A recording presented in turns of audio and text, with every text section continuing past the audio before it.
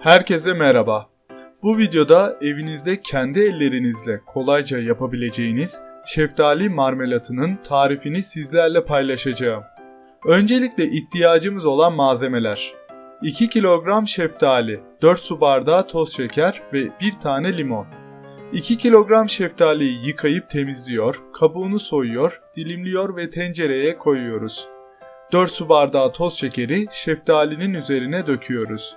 Yaptığımız karışımı ocağa koyuyor ve 1 saat pişiriyoruz. Pişirme sırasında tencerenin üzerinde oluşan köpükleri bir kaşık yardımıyla alıyoruz. Karışımımız pişince blender ile karıştırıyoruz. 1 tane limon suyu ekliyor ve blender ile karıştırmaya devam ediyoruz. Karıştırma işlemi bittikten sonra şeftali marmelatını dinlenmeye bırakıyoruz. Şeftali marmelatı iyice dinlendikten sonra kavanozlara koyuyoruz. Şeftali marmelatı yemeğe hazır hale geliyor. Afiyet olsun.